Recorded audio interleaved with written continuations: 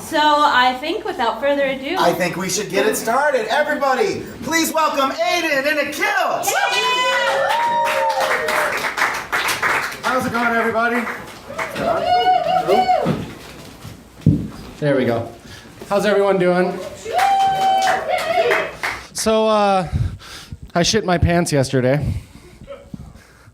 Don't laugh at that. I know we've all been there before. Sometimes you have no control over it. I didn't even realize it was happening until it was too late. Have you ever noticed that your ability to hold it in is directly related to your distance to the bathroom? Like, are you a mile away from home? Then it's barely a pain in your stomach. Opening your bathroom door, time to buy a new pair of shoes. And the funniest part of the whole situation was my fiance was standing right there next to me, and she had no idea. That smell? Oh, you must have stepped in dog poop or something. I mean, the snow's been melting, so there's puppy landmines everywhere. And that's how I realized that I still really love her, because I'm still willing to lie to her when I do embarrassing shit. And I know she loves me back because she pretends to not notice when I shit my pants. Who here has tried role-playing before? Yeah, no, I'm not talking about LARPs, which I have done before. Yeah, I know, I'm a nerd. No, I mean role-playing during sexy time. I've tried it before, and it's really interesting because men and women are completely different when it comes to role-playing. Men, they like to pretend that they're firemen or cops or rich businessmen in gray neckties and, people with power. Whereas women, they're much more subtle about it, and they just pretend to have orgasms. Of course, role-playing as well as other kinks take time and trust that you only come from being in a loving relationship for a long time. You really learn to know each other and what you like together. But when you're in a new relationship, you have to learn to trust each other. So you ask each other questions. And the most important question is, of course, in any new relationship, where can I come? That's right, and the answer is important. It will decide how the rest of your relationship proceeds. And the answers are on a spectrum from wherever you want to in that dirty towel over there. So you can really tell how poor someone was growing up based on their willingness to call 911.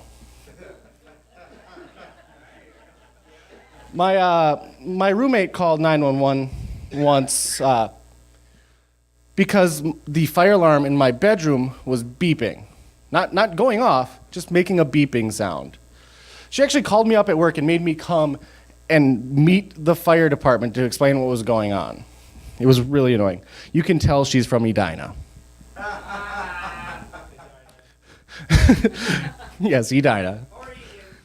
Now, when I was growing up, if you, say, lost a finger, you grabbed a roll of duct tape and you drove yourself to the hospital.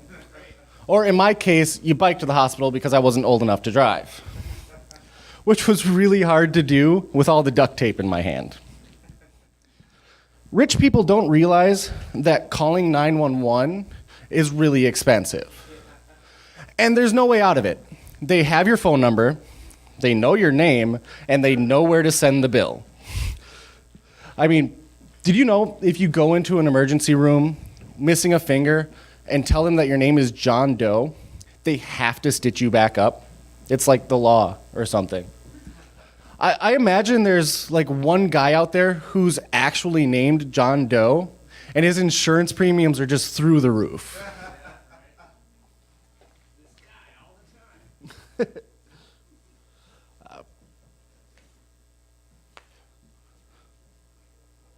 So last year, during my stand-up set, I followed the Dregs. Everybody loves the Dregs. There was a huge crowd here for them. And this year, now I'm following vilification tennis.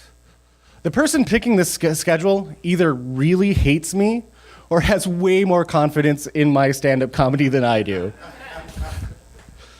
I actually tried out for vilification tennis a couple years ago. Sadly, I didn't make it in. Apparently, they reached their quota of fat, bearded white guys. But while I was trying out, I did notice that they were missing something. A theme song. So I wrote my own. Hopefully they'll use it and maybe pay me royalties or something. Just a little hint there.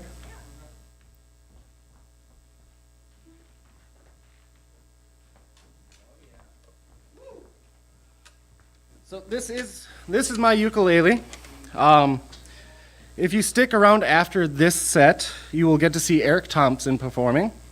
And right after Eric Thompson, I'm back up on stage again. And I will be playing with my morning wood here. It's a very sad ukulele.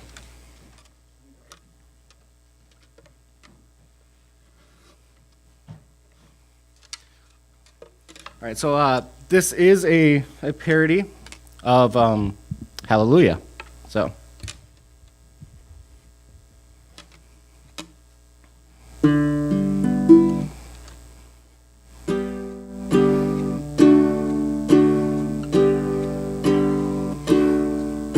They say your mother is so fat that when she's laying on her back, she's taller than when she's standing next to ya.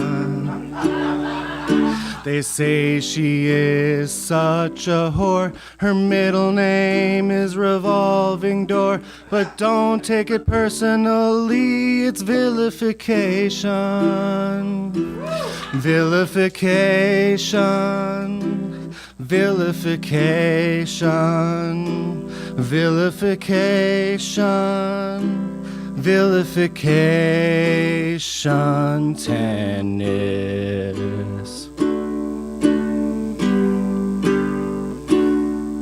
Your dick's so small I couldn't tell, especially with the awful smell. It looked like a mushroom cap that grew in manure. A microscope and tweezers wouldn't work if you wanted to give it a jerk. But don't get mad at me, it's vilification.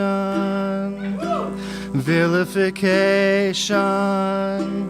Vilification. Vilification.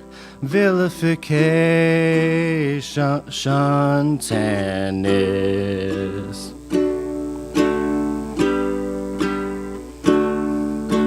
You're so dumb you didn't know, when sucking dick you don't really blow. I'm surprised your father never told that to ya. I'm not saying your brain is junk, but I heard that you voted for Trump. But don't get butthurt, this is vilification. Vilification. Vilification. Vilification. Vilification tennis.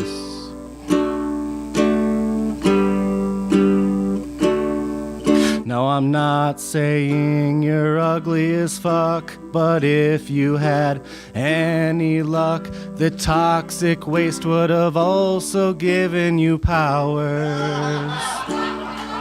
And I'm not saying you'll never get laid, 'cause I hear your sister's looking to get paid. But don't get salty, this is vilification. Vilification. Vilification. Vilification. Vilification tennis.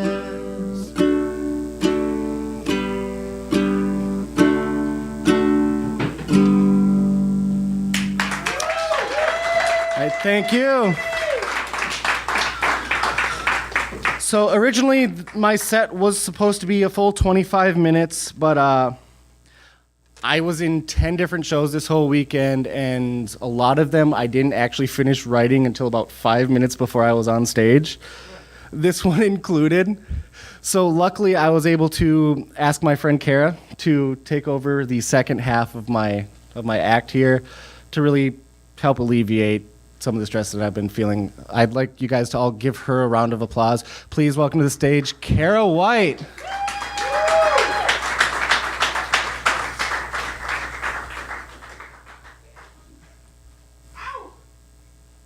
I honestly have no idea why I have this. I mean, he told me we're singing a song, and I'm like, fuck that shit.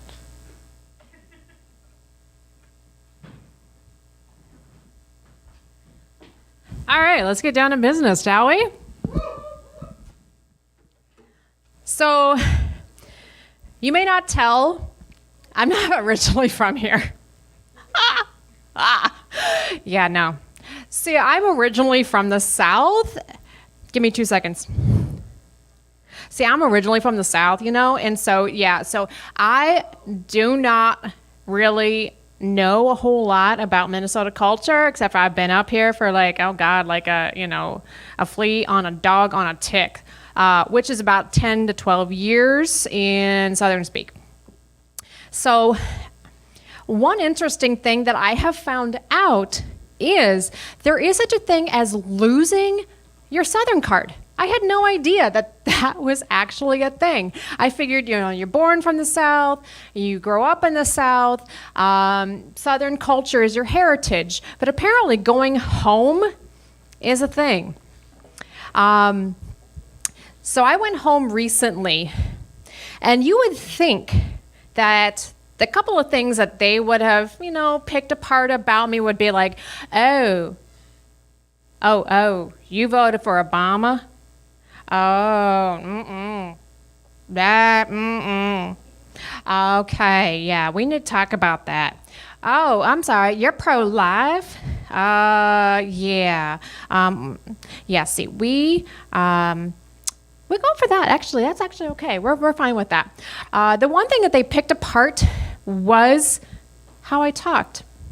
So it wasn't the fact that I was a liberal, Democrat, voted for Obama, atheist. No, it was the fact that I actually started pronouncing my T's. I'll give you an example. So I go home and I'm like, wow, that's really a cold winter you're having here. And they're like, oh, excuse me? Oh, yeah, what? What'd you just say? You're having a cold winter? Yeah, that's it. Right there. We pronounce it winter. Okay. Okay. You're having a cold winter. Yeah. Okay. You can just take your Yankee ass back up north because we aren't having it. So apparently, that's a thing. Again, my family, being from the South, we do have our differences. One, unfortunately, has come up in the last election. I'm not going to name names, but it may be Trump. That there may or may not be some differences in, say, immigration. Of course, we are talking about people who still believe that Puerto Rico is a foreign country. Yeah, so try to explain that. That is like a whole Thanksgiving and Christmas. Puerto Rico, yeah, they belong here, Ma. They belong here. Just fine. It's fine.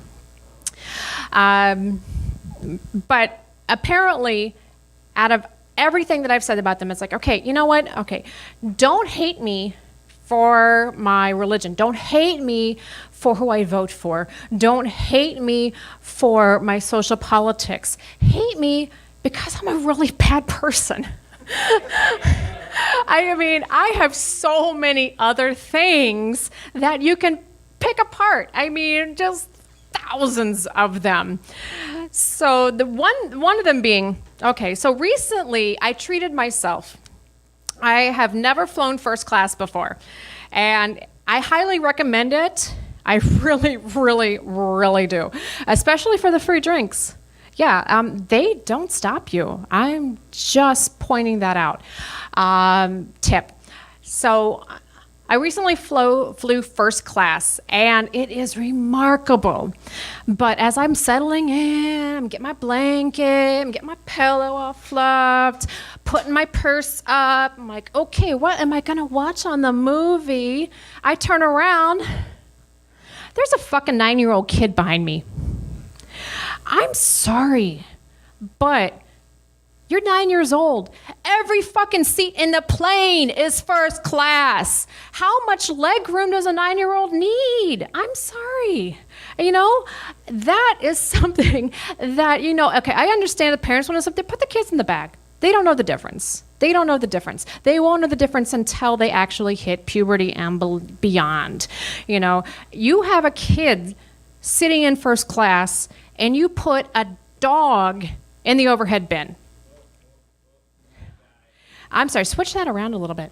I am all pro dog. Minus the kid. Especially if they're kicking the back of your seat, listening to their iPad, playing games, being obnoxious. It's like, no. No.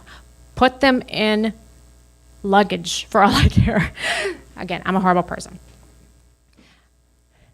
The other thing that I have noticed about me is I get, especially in traffic, I actually expect if there's an accident that the level of damage to the car as exponentially increases as the time I have to wait in traffic. So if I'm in there for 15 minutes, okay, fender bender, there better be a fender off, broken tire, whatever. If I'm there for 45 minutes, there better be ambulances involved because it's like if somebody just has their hazards on the side, why is it taking me 45 minutes to get through? Again, I'm a horrible person.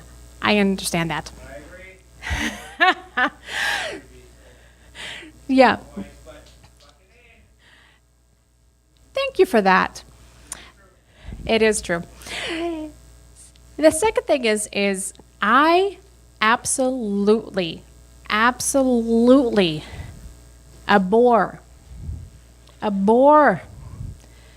waiting in line. And not just for little things, like everything. I absolutely hate it. So if I'm in a line, let's say at Target, then I will absolutely stand there, tap my foot, especially for the people that have 15 items in the self-checkout. Okay, if you got two items, that's great. If you have 4 items, that's great. Why do you need an entire cart at the self-checkout? I'd be like, really? Really? No, that's not happening. So the last thing that makes me a horrible, horrible person, and my husband knows this about me, is that I have a very, very bad habit about yelling at the TV. Who here hasn't yelled at a TV show? I'm pretty sure everybody has. Who hasn't yelled at the TV show during House Hunters International? Right? Right? So there was this one episode that absolutely slayed me. So there was this couple that was apparently, I think, from Michigan. Aren't they usually from Michigan or Missouri? One of them M states that were buying a house in Norway. I get it. Norway is a beautiful country. The landscape, it looks gorgeous. They go there, and the wife is looking at, the 3 houses that you pick apart. You're like, oh, house number 1. So the one issue that the wife has is, wait for it, does it have air conditioning? Even the realtor looks at her as like, you do realize you're in Norway, right? How hot does it get here? And she's like, oh, well, does it have central air? No, you open a window. Oh, well, does it have a garbage disposal? That's what you're picking apart? This house is absolutely gorgeous. Now, I admit, I am the laziest person in the human race. But even I can scrape off a dish. Even then, I do have dogs. I will let them lick it. I don't need to have a house determined by whether or not it has a garbage disposal. So 15 minutes later, after I looked at all these beautiful houses in Norway, I would have taken any of them. I'd be like, yep, done, mine. That's it. I get to look at this every day. Wonderful.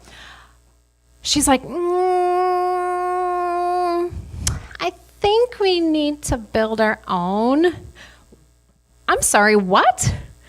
So they actually build their own house. And guess how much? They went over budget by $200,000 US because it didn't have air conditioning or a garbage disposal. I'm sorry, but I really, really, really wanted the part of House Hunter International to show that the husband didn't have any genitalia, because that was just my assumption the whole time. I lost it. I was floored. I was like, oh my God. Okay. I had to take a moratorium for about 3 months on this. So I feel that this is actually not relatable to a lot of modern people, me being one of them, a millennial who doesn't have a whole lot of money. So I think HGTV needs to rein it in a wee bit and bring us HGTV House Hunters Millennial Edition. And here's how I feel it's going to go. So house number 1, 3-bedroom, 2-bathroom, wonderful a location next to a park and a rendering plant. Goes for $165,000. Oh, honey, this is beautiful.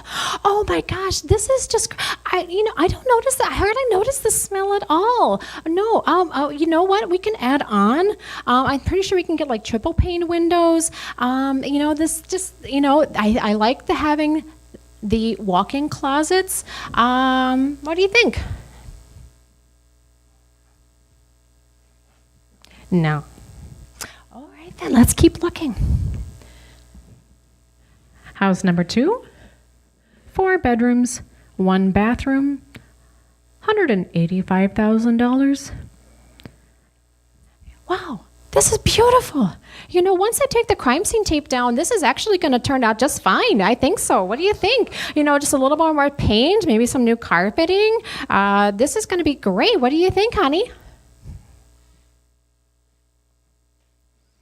Yeah, no, I don't like having the mid-century modern look to it. Maybe if it was more of a craftsman, I could live with it. House number 3.